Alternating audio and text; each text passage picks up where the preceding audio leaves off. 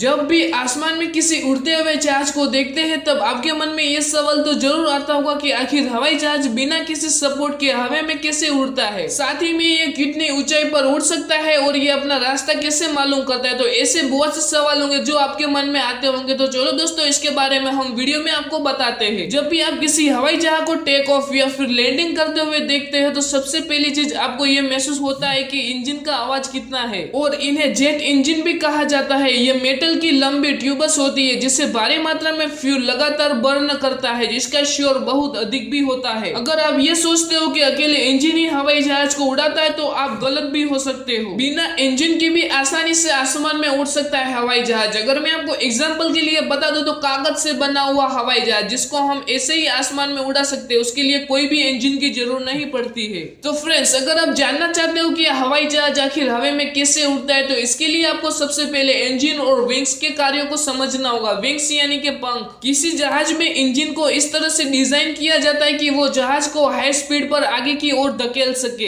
इससे जहाज की विंग्स के ऊपर लगातार हवा का बहाव होता है जो कि हवा को नीचे से ग्राउंड की तरफ धकेलता है और अपवर्ड फोर्स पैदा करता है, जिसे हम लिफ्ट भी कहते हैं। यह लिफ्ट जहाज के वेट पर काबू पाता है और इसे आसमान में होल्ड भी करता है। तो फ्रेंड्स, किसी भी हवाई जहाज उड़ान के दौरान उसमें 4 फोर्सेस का मुख्य कार्य रहता है, जिसमें नंबर 1 पे आता है उसका नाम होता है थ्रस्ट, 2nd नंबर पे आता है ड्रैग, 3 नंबर पे आता है वेट और 4 नंबर पे आता है लिफ्ट। तो इसमें नंबर 1 पे आता है उसका नाम है थ्रस्ट। अगर हवाई जहाज के दोनों पंख पर इंजन लगे होते हैं तो कुछ जहाजों में एक इंजन भी लगा होता है और अब इन्हीं जहाज के जरिए थ्रस्ट पैदा की जाती है। इंजन हवा को कंप्रेस करता है और पीछे की तरफ छोड़ता है जिससे थ्रस्ट पैदा होता है और जहाज को आगे की तरफ बढ़ावा देता है। और हमारा 2nd नंबर का मुख्य कार्य था, उसका नाम था ड्रैग। ड्रैग यानी कि घर्षण। जब हवाई जहाज आगे की तरफ चलता है तो इसका और एक बल से सामना होता है जिससे हम ड्रैग कहते हैं। तो इसका मैं सबसे अच्छा उदाहरण दूं तो जब हम चलती हुई गाड़ी से अपना हाथ बाहर निकालते हैं तो हवा द्वारा हाथ पर पीछे की तरफ से बल लगाया जाता है जिसे हम ड्रैग यानी कि घर्षण भी कहा जाता है। यह बल गति पर निर्भर करता है कि जितनी अधिक गति होगी उतना ही अधिक घर्षण होगा, लेकिन जहाज का थ्रस्ट बल ड्रैग बल से ज्यादा होता है और जहाज आगे बढ़ता रहता है। जो हमारा नंबर 3 पे मुख्य कार्य है उसका नाम है वेट यानी हम इसको हिंदी में भार भी बोलते हैं या फिर इसको वजन भी बोला जाता है। जैसे कि आप जानते हैं कि पृथ्वी पर मौजूद प्रत्येक वस्तु पर गुरुत्वाकर्षण बल लगता है जिससे ये नीचे की तरफ खींचता है। ठीक वैसे ही उड़ते हुए जहाज पर भी गुरुत्वाकर्षण बल का असर होता है और यह कुछ उसको नीचे की तरफ धकेलता है। इस वेट पर काबू पाने के लिए विंग्स द्वारा लिफ्ट पैदा की जाती है। तो इस कार्य में हमारा मुख्य कार्य नंबर 4 पर आता है, उसका नाम है लिफ्ट। जब भी एरोप्लेन आगे की तरफ मूव करता है तब इसके विंग्स को थोड़ा सा तिरछा कर दिया जाता है जिससे विंग्स के ऊपर की हवा तेज गति के साथ और नीचे की हवा धीमी गति के साथ गुजरती रहे, और इससे विंग्स के ऊपर की हवा का दबाव विंग्स के नीचे वाली हवा के दबाव में अपेक्षा से कम हो जाता है, जो कि जहाज को ऊपर उठने में काफी मदद करता है। तो फ्रेंड्स, एरोप्लेन में जो विंग्स लगी होती है वो आखिर लिफ्ट कैसे पैदा करते, तो चलिए इसके बारे में हम जानते हैं। अगर हम आपको एक लाइन में बता दे तो विंग्स खुद से टकराने वाली हवा की डायरेक्शन और इसके प्रेशर को चेंज करके लिफ्ट पैदा करता है। अधिकांश हवाई जहाजों में विंग्स के ऊपर का सरफेस कर्वड होता है जबकि नीचे की तरफ सरफेस फ्लैट होता है, जिससे हम एक क्रॉस सेक्शनल आकार बनाता है, जिसको हम एयरफॉइल के नाम से भी जाना जाता है, जिसको मैं आपको स्क्रीन पे दिखा दूंगा। तो दोस्तों, आप इसके जरिए आप इसको बहुत आसानी से समझ सकते हो। एयरफॉइल अपने सामने आने वाली हवा को अलग अलग बांट देता है। यह ऊपर बहने वाली हवा का प्रेशर कम कर देता है और दोनों एयर स्ट्रीम को नीचे की तरफ गति देता है। जब हवा नीचे की तरफ बढ़ती है तब हमारा हवाई जहाज ऊपर की ओर उड़ता है। एयरफॉइल आने वाली हवा को जितना ही अधिक पेट डाइवर्ट करेगा यह उतना ही अधिक लिफ्ट पैदा करेगा। तो फ्रेंड्स, आपके मन में ये सवाल होता होगा कि आखिर ऐसा क्यों होता है, तो चलिए दोस्तों हम इसको समझने की कोशिश करते हैं। जब हवा विंग से कर्वड सरफेस से टकराती है तो इसका प्राकृतिक इंक्लिनेशन सीधी रेखा से चलने का होता है,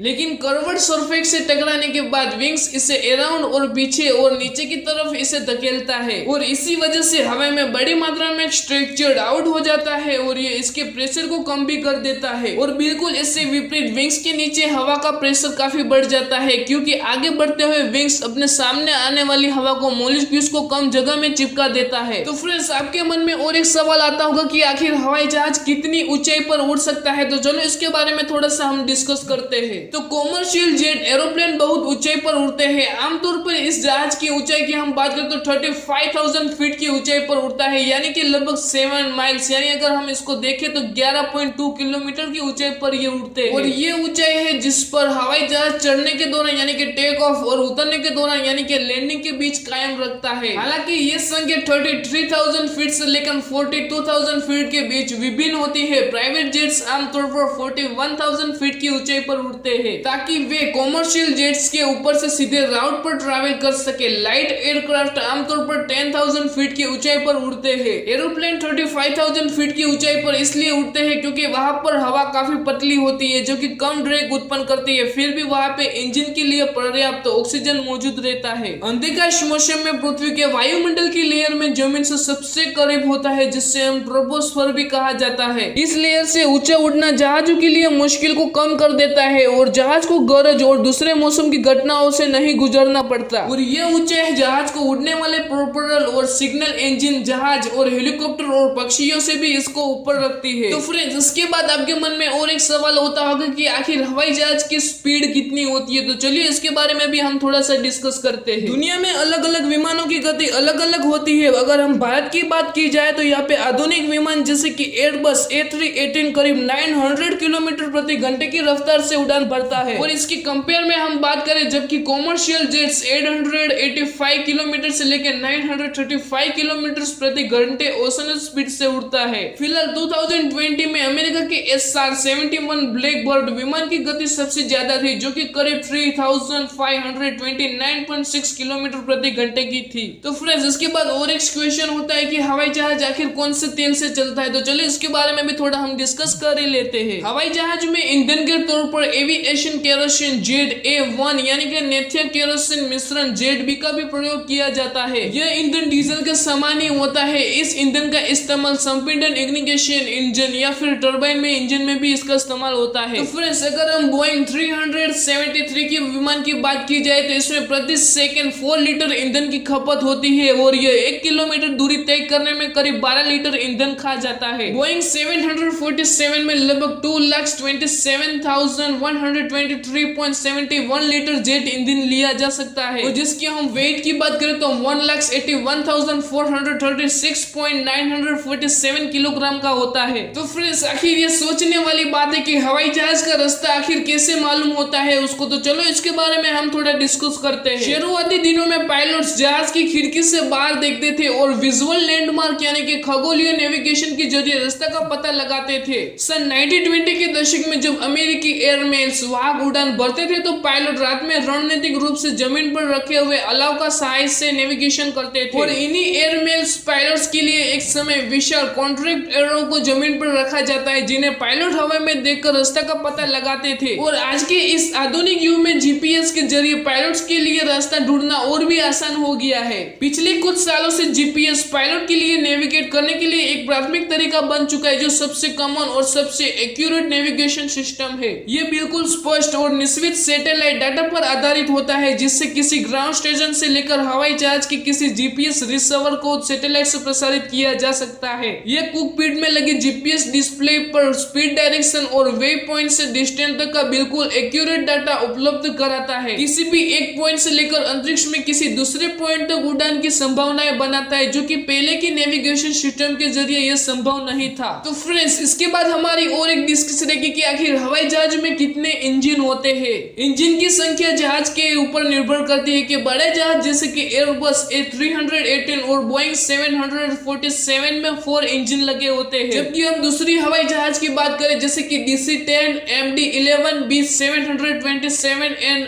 L-1011 और बेटा ट्राइड में 3 इंजन लगे होते हैं। आजकल अंधिकाश कॉमर्शियल जेट्स में इंजन की संख्या 2 होती है और भी कई ऐसे मल्टी इंजन प्लेन्स है जैसे कि हम बात करें तो ब्रिटिश, रशियन, चाइनीज, फ्रेंच या ब्रिटिश इत्यादि, लेकिन इनमें अंधिकाश जहाज पुराने हो चुके हैं और ये सेवा से बाहर कर दिए गए हैं। तो फ्रेंड्स, इसके बाद आती है प्रोपेलर और टर्बोप्रोप इंजन वाले जहाज जिनमें इंजन की संख्या 1 से 4 के बीच वेरी की जाती है। तो फ्रेंड्स, 2 इंजन का इस्तेमाल करने का मुख्य कारण यही था कि उसका कॉस्ट को थोड़ा कम किया जा सके और 2 से अधिक इंजन के इस्तेमाल के पीछे ऐतिहासिक कारण यही था कि इंजन का उपलब्ध न होना। तो फ्रेंड्स, हवाई जहाज आखिर हवा में उड़ता है तो इसके लिए हमें सुरक्षा तो चाहिए। अगर एक इंजन बंद भी पड़ जाता है तो भी 2 इंजन उपलब्ध रहेंगे, इसलिए इसमें 3 इंजन लगाया जाता है। तो फ्रेंड्स, इसके बाद हमारा और एक डिस्कस रहेगा कि आखिर हवाई जहाज को कौन से धातु से बनाया जाता है। तो चलो इसके बारे में थोड़ा हम डिस्कस कर लेते हैं। एक एरोप्लेन में कई कंपोनेंट्स जैसे कि फ्यूगलेट्स, विंग्स और अंडर कैरिज आदि के साथ इसको बनाया जाता है। इसमें विभिन्न कंपोनेंट्स को विभिन्न धातुओं के साथ बनाया जाता है, जो कि निर्भर इस बात पर करता है कि कंपोनेंट्स का फंक्शन आखिर है क्या और इसे सही से काम करने के लिए कौन से विशेषताएं चाहिए। एरोप्लेन के निर्माण के लिए उपयोग की जाने वाली धातुओं में स्टील, एल्यूमिनियम, टाइटेनियम भी शामिल है, जिनमें से प्रत्येक में कुछ गुण होते हैं जो कि इन्हें उपयोग के लिए आदर्श बनाते हैं। तो फ्रेंड्स, इसके बाद हमारा वन ऑप्शन यही रहेगा कि भारत की पहली हवाई उड़ान कब हुई थी। तो चलो इसके बारे में थोड़ा हम डिस्कस करते हैं। तो भारत में 8 फरवरी सन 1911 को पहली कॉमर्शियल उड़ान भरी थी, जिसमें इलाहाबाद से नैनी के बीच 6 माइल की दूरी तय की थी। यह एक एयरमेल विमान था जिसे हेनरी पिकेट ने उड़ाया था, जो कि एक दुनिया की सबसे पहली एयरमेल सेवा थी। भारत में इसे नागरिक उड्डयन की शुरुआत के रूप में भी जाना जाता है। दिसंबर 1912 में भारतीय राज्य वायुसेना के यूके की एक वायुसेना के साथ मिलकर लंदन, कराची, दिल्ली विमान सेवा शुरू की थी और यह भारत की पहली इंटरनेशनल उड़ान थी। सन 1915 में टाटा सन्स लिमिटेड ने कराची, मद्रास के लिए बीच नियमित एयरमेन्स की सेवा की शुरुआत की थी और 24 जनवरी सन 1920 को रॉयल एयरफोर्स ने कराची और बॉम्बे के बीच नियमित से एयरमैन की सेवा की शुरुआत कर दी। तो फ्रेंड्स, यहाँ पे हमारा वीडियो का एंड होता है। तो प्लीज दोस्तों, अगर आपको वीडियो अच्छा लगा हो तो प्लीज लाइक कीजिए, शेयर कीजिए एंड सब्सक्राइब कीजिए और ऐसी अमेजिंग और इन्फॉर्मेटिव वीडियो के लिए दोस्तों लाइक, शेयर एंड सब्सक्राइब।